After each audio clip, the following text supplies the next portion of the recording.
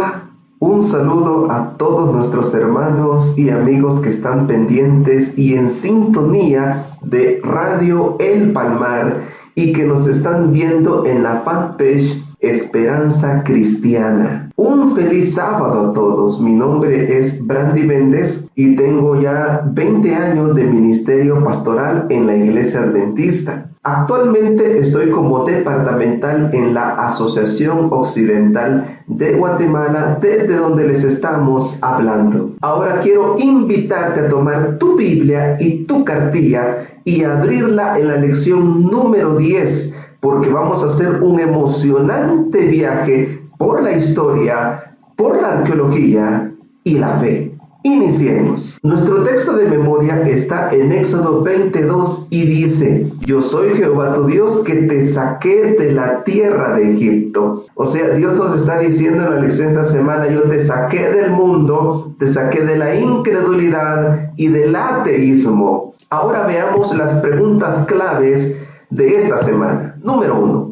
¿Hay evidencia arqueológica que pruebe la veracidad del Antiguo y el Nuevo Testamento? ¿Qué pruebas históricas y arqueológicas tenemos de que personajes como David, Salomón, Daniel y Jesús existieron en verdad? Iniciemos hablando del rey David y el rey Salomón. La primera prueba que tenemos es la ciudad de Jerusalén. La ciudad de Jerusalén fue construida por el rey David, por eso se le conocía también como la ciudad de David. Y este es un mapa de la Jerusalén en los tiempos de David. ¿Existió el rey Salomón? Claro que sí. Recordemos que él construyó el primer templo de Jerusalén, el templo de Salomón, el cual lo construyó al norte de la ciudad de Jerusalén, y esto hizo que la ciudad se ampliara, se agrandara. El templo fue construido sobre el monte Moria. Sabemos que ese templo fue destruido por los babilonios, y sobre ese templo, sobre los cimientos de ese templo, se construyó el segundo templo. Por eso los cimientos del muro de los lamentos contienen evidencias de los cimientos del primer templo, y eso lo muestra la arqueología. Aquí tenemos el primer templo de Salomón y el segundo, que fue construido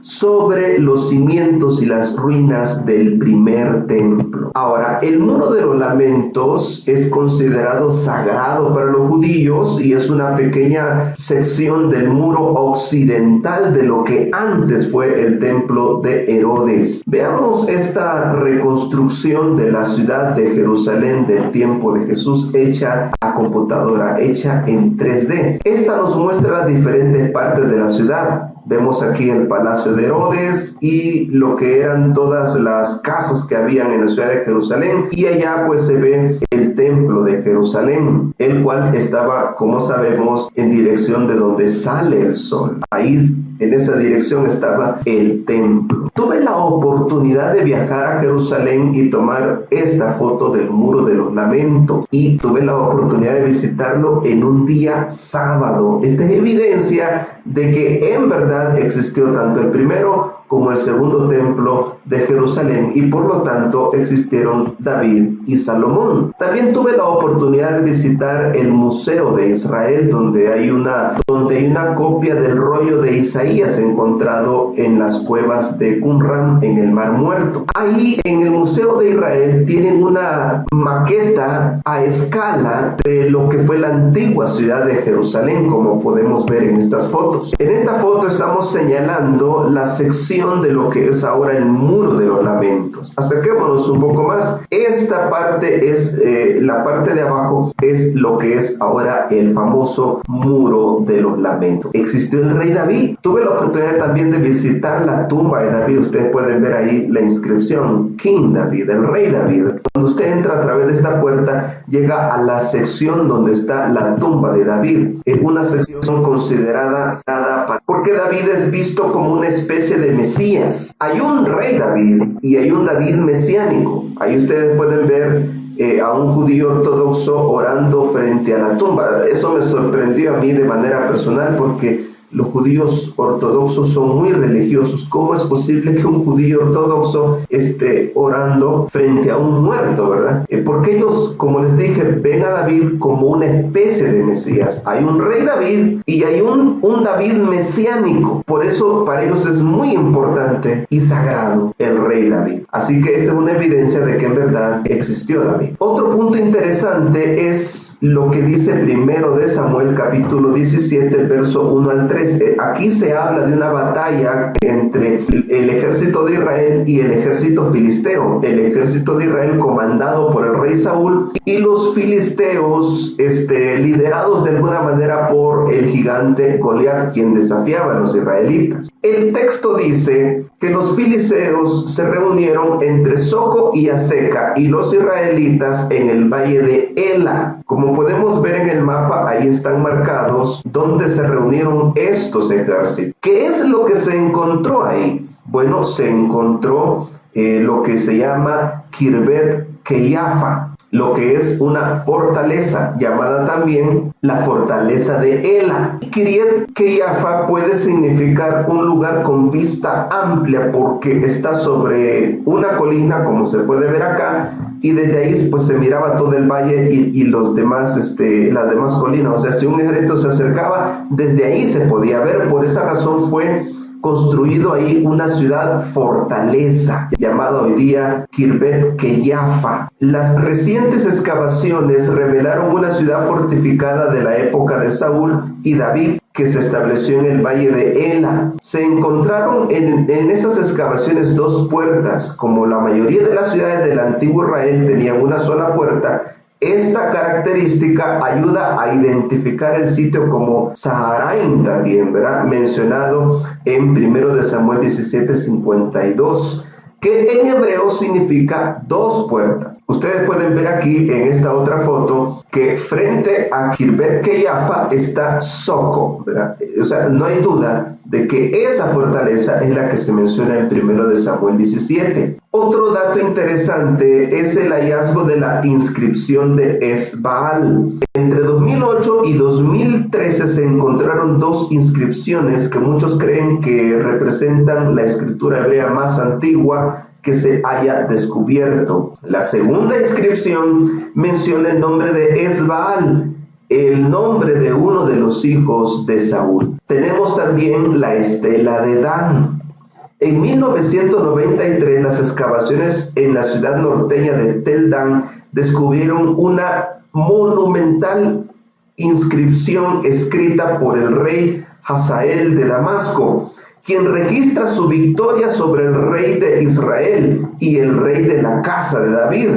Esta es la misma forma en que se describe la dinastía de David en la Biblia. O sea, esto es una prueba de que la dinastía de David es real. Aquí hicieron una reconstrucción, lo digitalizaron para poder descifrar la escritura. Pasemos a otro punto interesante que tiene que ver con Daniel, Nabucodonosor y Belsasar. La pregunta aquí ¿es Daniel veraz en sus escritos? ¿Existió Belsasar? El reino de Babilonia nació poco después de los 2000 años de la caída y llegó a ser un gran imperio que dominó el mundo conocido 600 años antes de Jesús. Debemos tener claro que el profeta Jeremías y Ezequiel eran contemporáneos a Daniel. Isaías no fue contemporáneo, pero Jeremías, Ezequiel y Daniel sí fueron contemporáneos. Como se puede ver ahí, lo que marcamos ahí es el inicio del ministerio de estos profetas. La primera invasión babilónica fue en el año 605, la segunda fue en el 597 y la tercera en el 586.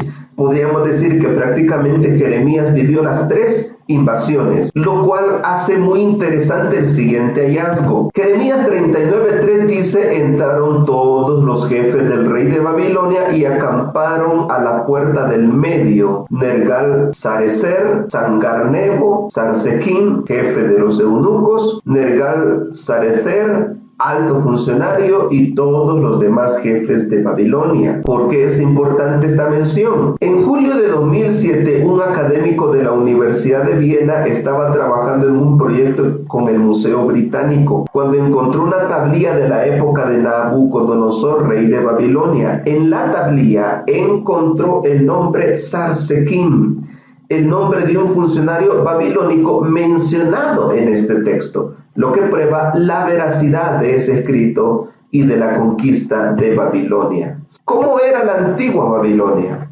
Sus jardines colgantes y la puerta de Istar, ¿cómo eran? Hoy día pues son ruinas y es un sitio arqueológico en lo que hoy día es Irak. Pero veamos en este mapa cómo era esa antigua ciudad, ¿verdad? Que tenía varias puertas, algunas de ellas consideradas sagradas, y pues tenían el Etenmenanki, que era un enorme templo a su dios Marduk, cerca del palacio del rey. Como se puede ver acá, una de las puertas, la puerta de Istar, daba a los jardines colgantes, luego al templo de Marduk y al palacio real del rey. Por lo que los jardines colgantes estaban ubicados más o menos en esta zona. Las ruinas que hoy tenemos de ellos, consideradas una de las 7 maravillas del mundo antiguo, confirman que en verdad esa ciudad existió, lo que da veracidad al relato del libro de Daniel. Algunos críticos ateos han dicho que Daniel ha tenido imprecisiones, como la mención de Belsasar, porque no hay ningún registro histórico de que Belsasar haya sido rey de Babilonia.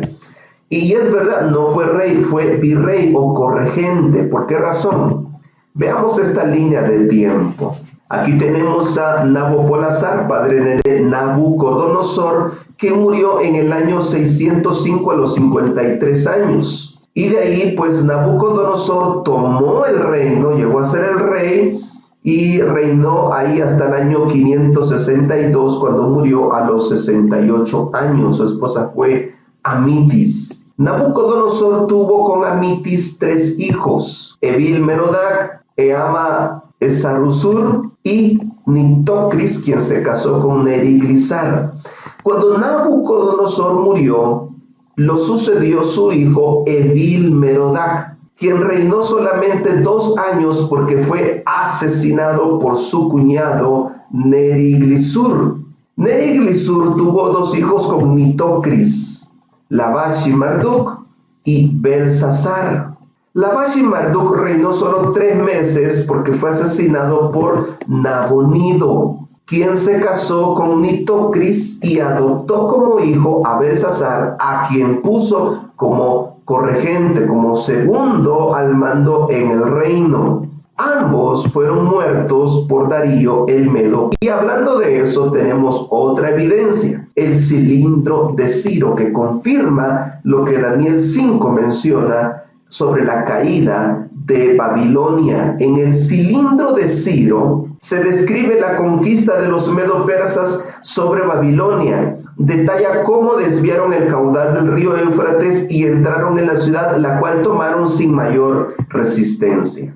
Otro punto interesante son los leones alados. En Daniel 7:4 se compara a Babilonia con un león alado. Y es interesante que el camino procesional que conduce a la puerta de Istar está recubierto con imágenes de 120 leones. También durante las excavaciones se encontró la imagen de un enorme león que se alzaba sobre un hombre, que aún se encuentra hoy día fuera de la ciudad. Todo esto confirma la veracidad del relato del libro de Daniel. Pasemos a un punto muy interesante en el estudio de esta semana: el Jesús histórico y el Jesús de la fe. La pregunta aquí es: ¿hay evidencia de Jesús fuera de los evangelios? Sí, contamos con referencias de los historiadores Josefo y Tácito. Josefo fue un historiador judío no mesiánico, no creía que Jesús fuera el Mesías. Y Tácito fue un historiador romano pagano, no cristiano.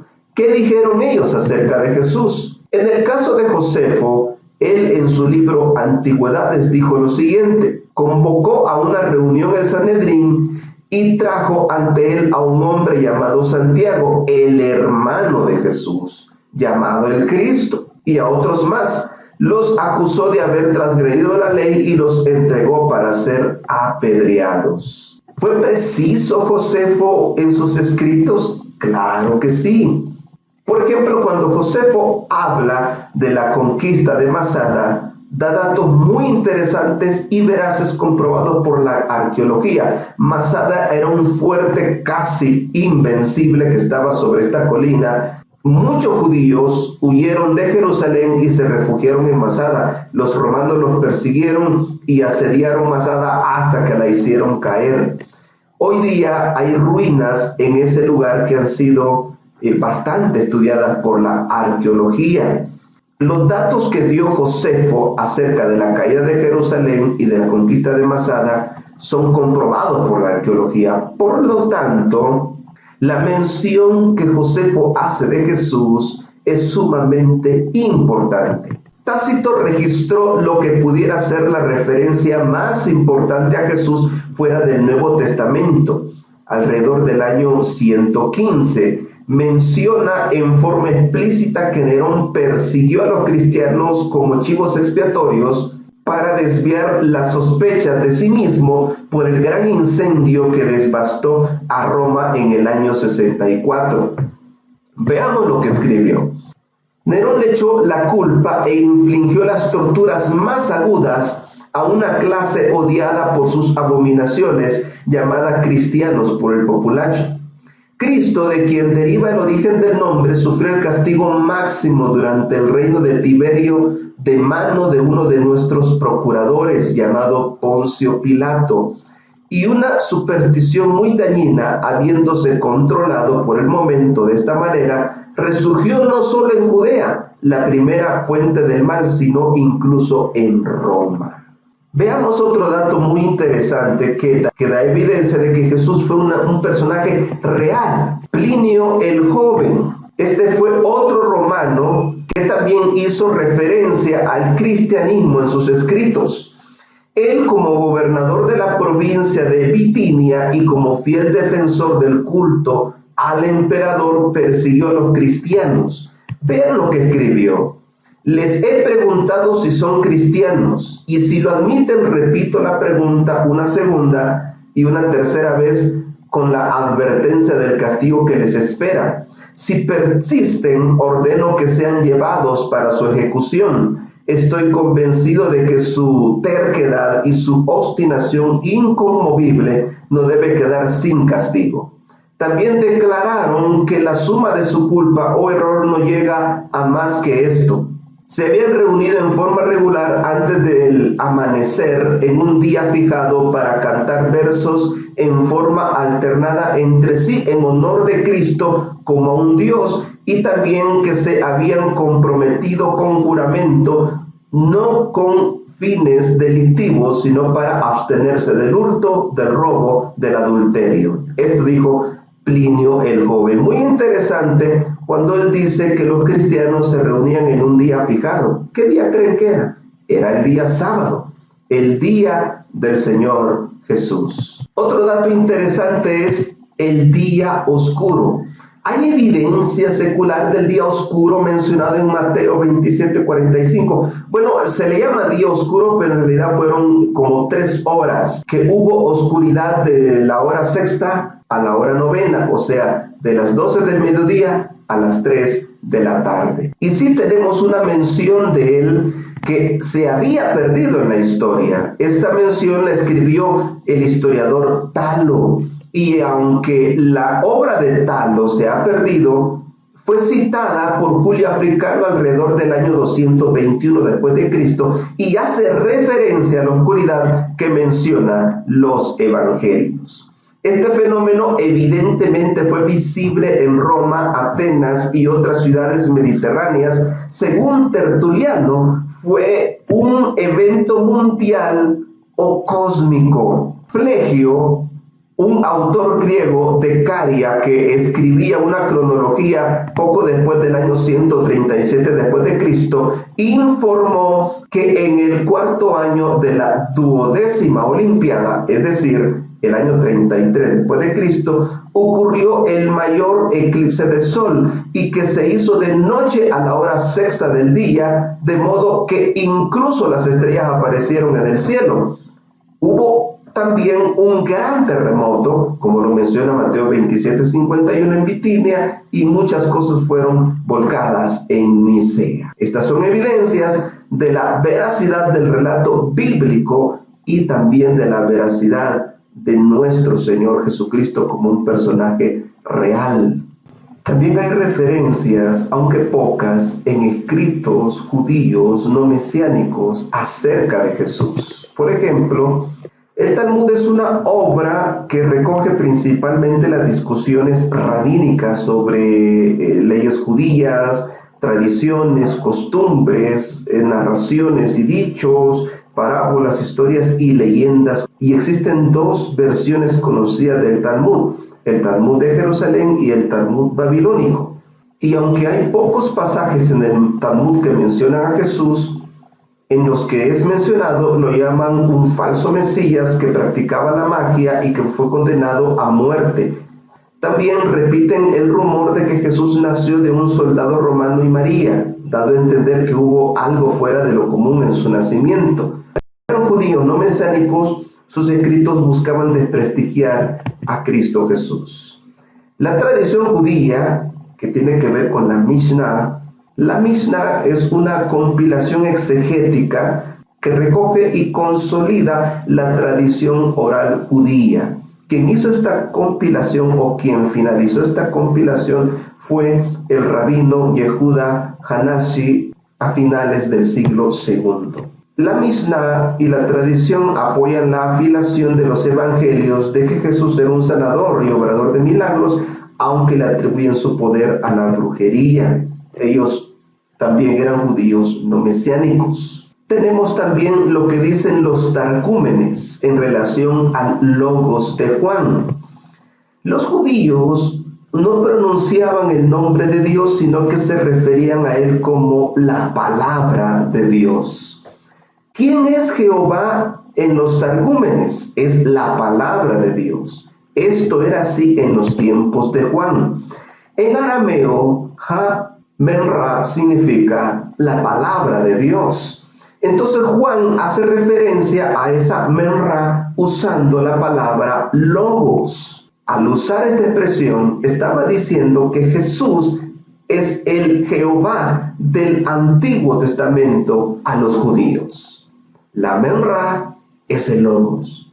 Jehová es Jesús. ¿Y qué en cuanto a la arqueología? ¿Confirma que Jesús existió o no? Claro que sí. Por ejemplo, tenemos la referencia a Lisanías en Lucas 3:1, donde Lucas hace referencia a Lisanías como tetrarca de Abilene alrededor del año 27 después de Cristo. Durante años los eruditos marcaron eso como evidencia de que Lucas no sabía lo que estaba diciendo, dado que todo el mundo sabía que Lisanías no era un tetrarca, sino un gobernador de Calcis, medio siglo después. Por eso sugirieron que si Lucas se equivoca en un hecho básico, no se puede confiar en nada en lo que escribió. Y aquí es donde entró en escena la arqueología. Se encontró una inscripción del tiempo de Tiberio del 14 al 37 a.C., en la cual se nombra a Lisanías como tetrarca en Ávila, cerca de Damasco, tal como Lucas había escrito. Resultó que hubo dos Lisanías, uno del tiempo de Jesús y otro que vivió medio siglo después. Otro punto interesante es la referencia a poliarcas que hace Lucas en Hechos 17:6. Por mucho tiempo se pensó que Lucas estaba equivocado porque no se había encontrado evidencia arqueológica del término poliarca en ningún documento antiguo de Roma. Sin embargo, una inscripción en un arco del siglo I que se encontró comienza con "en el tiempo de los poliarcas". Esto confirmó la veracidad en la escritura de Lucas. Además de esto, se ha excavado el estanque de Betesda, que yace alrededor de 13 metros bajo tierra, y por cierto se hallaron 5 pórticos, es decir, galerías o portales con columnas, exactamente como Juan los describió en su evangelio. Y también hay otros descubrimientos como el estanque de Siloé, descrito en Juan 9:7, el pozo de Jacob, descrito en Juan 4:12, la posible ubicación del empedrado cerca de la puerta de Jaffa, donde Jesús compareció ante Pilato en Juan 19:13. Incluso la identidad de Pilato se ha corroborado. En 1961 se halló una inscripción con el nombre de Poncio Pilato, prefecto de Judea, bajo el emperador Tiberio, en una piedra del teatro de Cesarea Marítima. Otro detalle interesante es el caso del censo en ocasión del nacimiento de Jesús, un censo ordenado por Roma. Resulta ser que los críticos dicen que un censo tal resultaría imposible, resultaría ilógico, impráctico. Y esto pues hace notar que el autor estaba inventando lo que estaba escribiendo. Sin embargo, se encontró un edicto en el año 104 después de Cristo que decía lo siguiente: Gayo Vivio Máximo, prefecto de Egipto, dice: visto que el tiempo ha llegado para el censo casa por casa, es necesario obligar a aquellos que por alguna causa están viviendo fuera de sus provincias a regresar a sus propios hogares, de manera que cumplan la orden regular del censo. Además de esto, tenemos la evidencia de los rollos del Mar Muerto. En el Mar Muerto se encontraron cientos de manuscritos que datan del año 250 a.C. hasta el año 68 después de Cristo. Estos estaban a unas 20 millas al este de Jerusalén. Su descubrimiento fue en 1947. Parece que los esenios fueron quienes escondieron estos rollos en esas cuevas, las cuales, por ser demasiado secas y áridas, preservaron perfectamente los papiros, los cuales fueron un total de 972 manuscritos escritos en hebreo, arameo y algunos pocos en griego. Hay copias parciales de 37 de los 39 libros del Antiguo Testamento, una copia total del libro de Isaías. Solo no se encontró copias de Esther y de Nehemías. ¿Por qué mencionamos esto? En el Evangelio de Mateo se relata que Juan el Bautista, mientras estaba encarcelado, tenía ciertas dudas acerca del mesianismo de Jesús, así que mandó con sus discípulos a preguntarle a Jesús: ¿eres tú el que ha de venir o esperamos a otro? Él buscaba una respuesta directa de si Jesús era en realidad el Mesías tan esperado. En lugar de decir directamente sí o no, Jesús respondió en Mateo 11, 4 y 5 lo siguiente: vayan y cuéntenle a Juan lo que ven y oyen. Los ciegos ven, los cojos andan, los que tienen lepra son sanados, los sordos oyen, los muertos resucitan, y a los pobres se les anuncian las buenas nuevas. La respuesta de Jesús era una alusión a Isaías 61. Sin embargo, por alguna razón Jesús incluyó la frase los muertos resucitan, la cual es notoria que está ausente en el texto del Antiguo Testamento, o al menos así se pensaba, hasta el descubrimiento de los rollos del Mar Muerto. Es aquí donde entra en juego el 4QS21. Este manuscrito, escrito en hebreo, data de unos 30 años antes del nacimiento de Jesús y contiene una versión de Isaías 61,